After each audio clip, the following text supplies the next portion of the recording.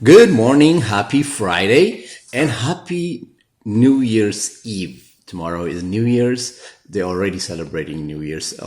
Some part of the world, I think Hong Kong and North Korea, we're just looking at some news. They are already celebrating New Year. So happy New Year. May this year be a year of blessing, a year of prosperity, and especially spiritual prosperity for you, so that you can enjoy the good Lord Almighty and have a wonderful, blessed life of victory in Christ.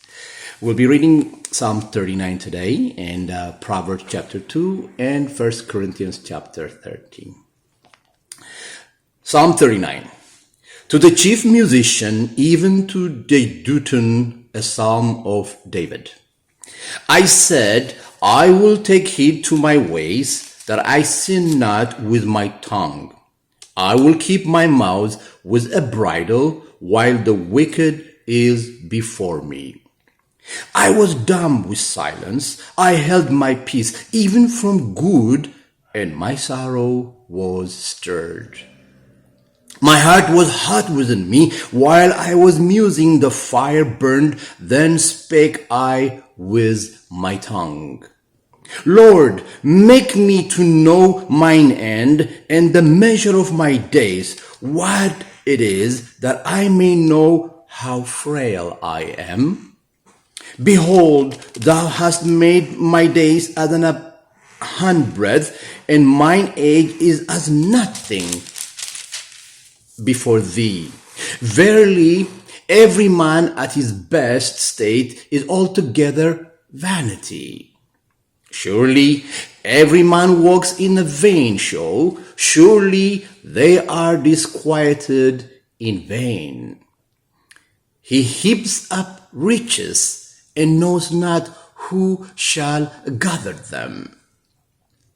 And now, Lord, what wait I for? My hope is in you. Deliver me from all my transgressions. Make me not the reproach of the foolish. I was dumb. I opened not my mouth because thou didst it. Remove your stroke away from me. I am consumed by the blow of your hand.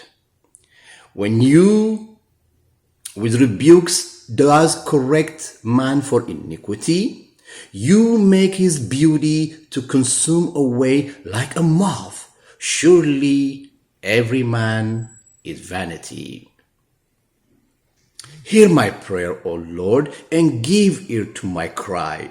Hold not your peace at my tears, for I am a stranger with thee, and a sojourner as all my fathers were. Oh, spare me, that I may recover strength before I go hence and be no more.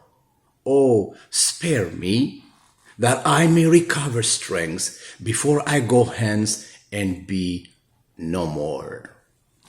The book of Proverbs, chapter 2.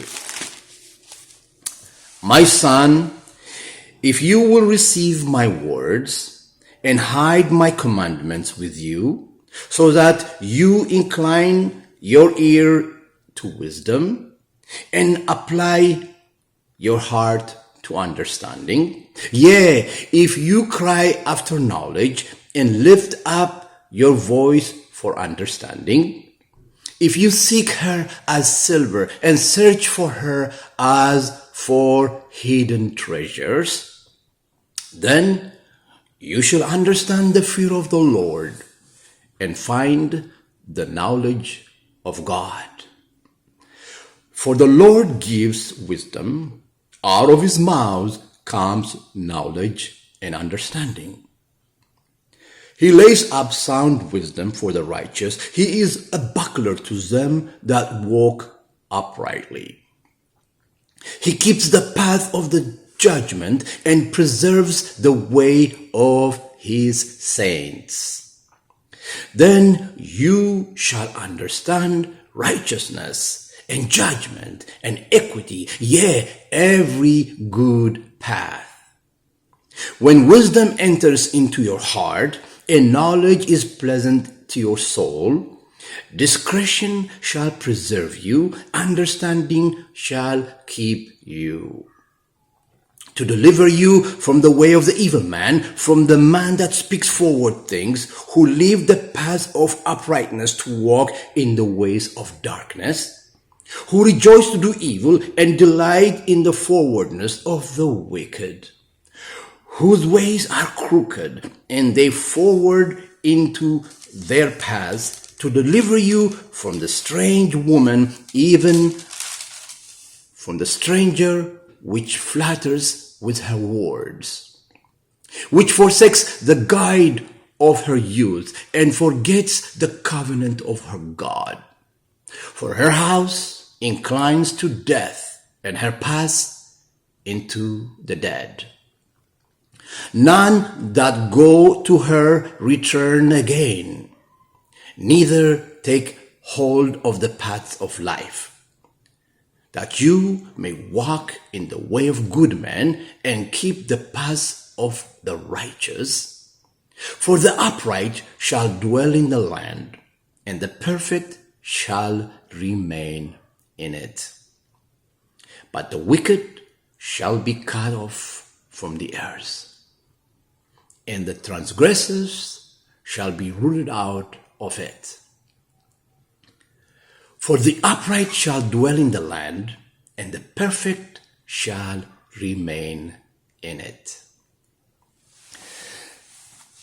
The epistle of Paul to the Corinthians, chapter 13. The first epistle of Paul the Apostles to the Corinthians, chapter 13.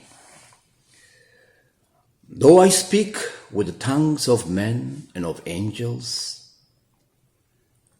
and have not love, I am become a sounding brass and a tinkling cymbal. And though I have the gift of prophecy and understand all mysteries and all knowledge, and though I have all faith so that I could remove mountains, and I have not love, I am become nothing. And though I bestow all my goods to feed the poor, and though I give my body to be burned and have not love, I am nothing. Love suffers long. Love is kind. Love does not envy.